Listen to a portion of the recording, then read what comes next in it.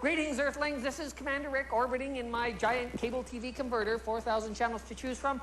Try finding one show worth watching. It's all cliches, cliches, cliches. The one that's bugging me lately is the cliche scientist. They're either nerdy eggheads with test tubes in either hands, or else they're mad geniuses bent on destroying the world. No wonder science courses are half empty. You ever met a real scientist? They're smart, well-spoken, they go to parties, they have love lives, they have great jobs, they travel, they're interested in everything, and they're very funny people. Like, how many nuclear physicists does it take to screw in a light bulb? Well, assuming an average ceiling height of 8.8 feet and an average height of scientist of 5.9, then assuming a typical pyramid shape with the base of the scientist lying down as the hypotenuse squared would be 5.97631 scientists. Call it 6.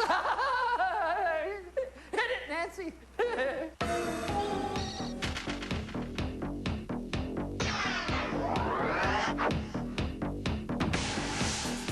Rising anti-Semitism in Eastern Europe has voted the English-only sign. 40,000 tons of armed with PCBs blew up the ozone layer today.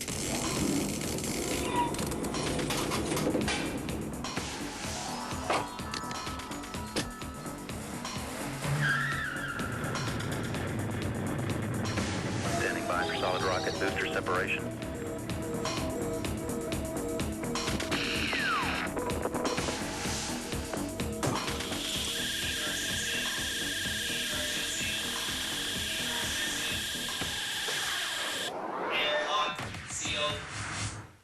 You know, if we're going to talk about science, we should talk to the man who's really on the cutting edge of physics. His name is Stephen Hawking. He lives in England, and let's see if we can get him. Hello, Mr. Hawking. Are you Hawking? I just did. I'll do her again. No. Hello? Big oyster on the barn floor here. That's Charlie Farquharson, isn't it? Charlie. Charles Uric Farquharson, D-O-P-E. This is Commander Rick, stuck up here in orbit. You the fella without the gravity. Yeah, this is me. They never passed the law up there. No, I'm a floater. I'm up here floating.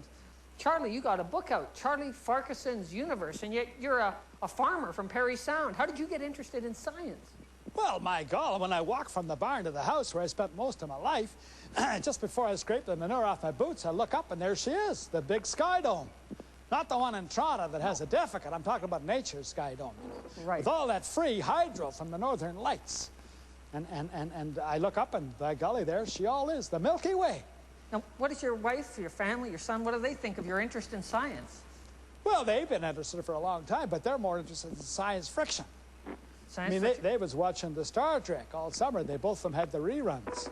And when I say, well, the reason that the Hubble Bubble telescope went up last August was for to see them distant stars, to see if they was suns with little planets running around them. They say, of course, and said, maybe there'll be critters on them planets. And they say, of course there are. We watch it every time on the television. And they have funny things on the side of their heads, and they all speak English.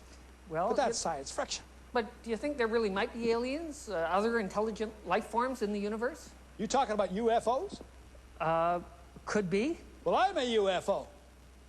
You are? United Farmers of Ontario. I don't know what all this talk is about. Okay. Uh-huh. I'm talking about little green men.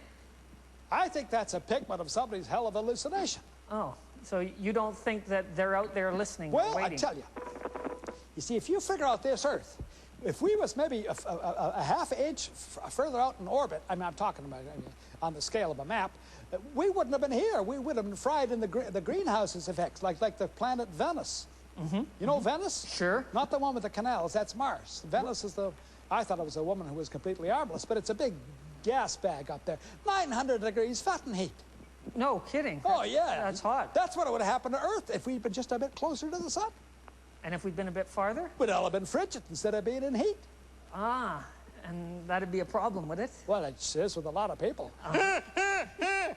Hey, somebody who laughs like me. This is great. Any thoughts on how the universe was created? Which theory do you prefer? There was, according to Hoyle, you know, Fred. Fred, sure. It was in your solid state. That it just... Steady state. It was there all the time and it's never going to change. And then there was Stevie Hawking come along, looked up your black hole and says it's your Big Bang.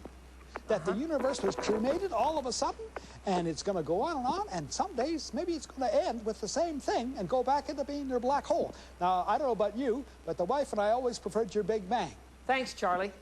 That was Charlie Farquharson, who was outstanding in his field when the moon hit his eye like a big fat cow pie. That's manure.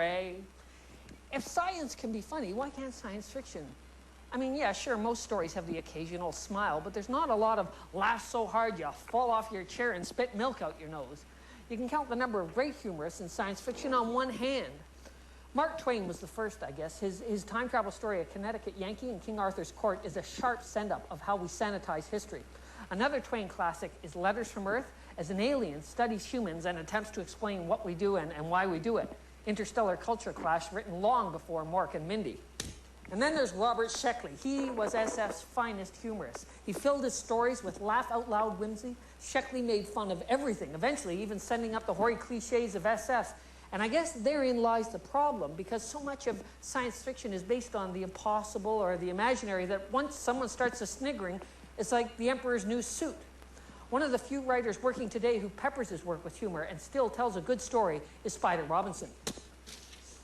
I guess I learned in college that when a professor has seen 5,647 papers on James Joyce's use of the subjunctive, nothing you can say is going to impress him with your sagacity. The most you can hope for is to give him a laugh, and he'll take pity on your ignorance. And I tended to get an awful lot of A's and B's on papers that way. He has no off switch. He's always silly and funny and playing on words. And I've never understood why everybody isn't. I think it's delicious to have a good sense of humor. Helps a lot in life.